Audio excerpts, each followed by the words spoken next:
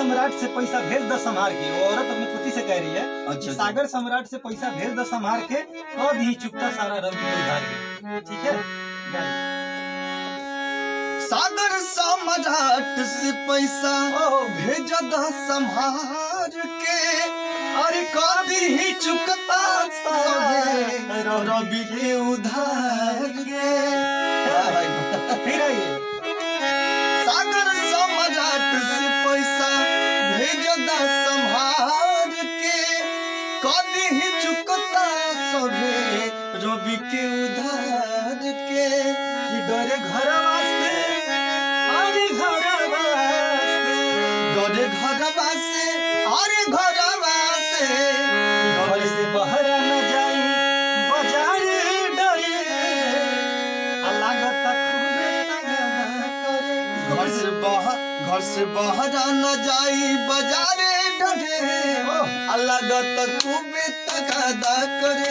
रोज सुन के बेटा हुआ बे घरे, लागत खूबे तगादा करे।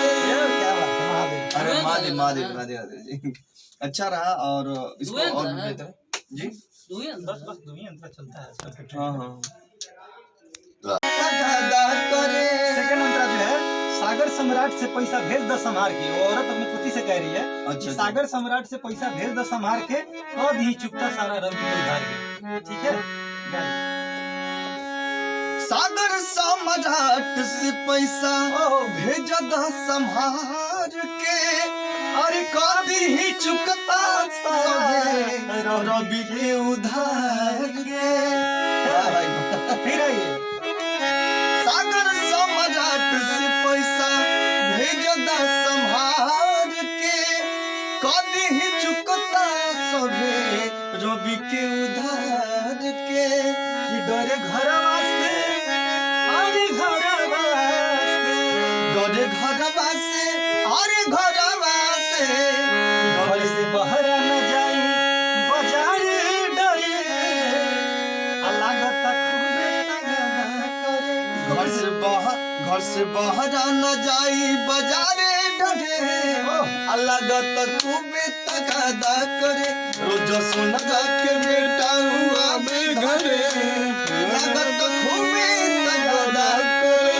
क्या बात है महादेव। अरे महादेव जी, अच्छा रहा। और इसको और भी बेहतर जी, बस दो ही अंतर चलता है सबके। हाँ तगादा करे।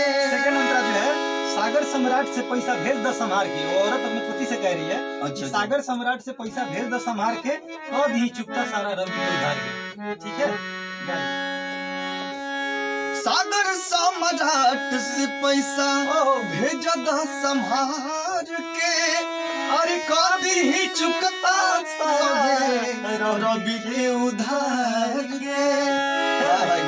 फिर आइए, सागर सम्राट से पैसा भेज द संभार के, कभी ही चुकता सभे रवि के उधार के। डरे घर वास्ते, अरे घर वास्ते, डरे घर वास्ते, अरे घर वास्ते, घर से बाहर न जाई बाजार डरे, लागत खूबे तगड़ा करे। घर से बाहर न जाई बाजारे डरे, लागत खूबे तगादा करे। रोज सुन के बेटा हुआ बे घरे, लागत खूबे तगादा करे।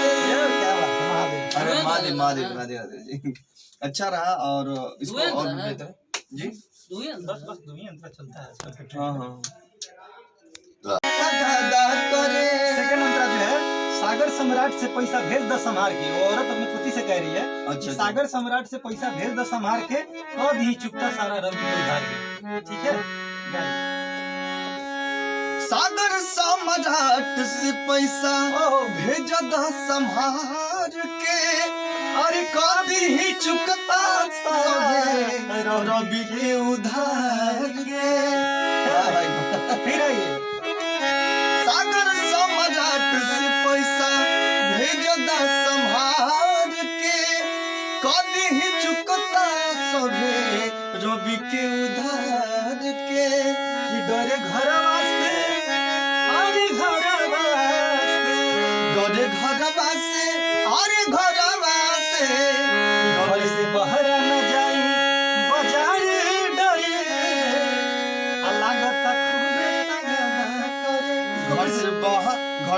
बहरा न जाई बाजारे ढढे अलगत खूबे तगादा करे रोज सुनगा के बेटा हुआ बे घरे लगत खूबे तगादा करे।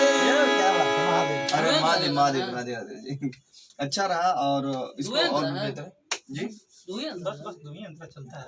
हाँ हाँ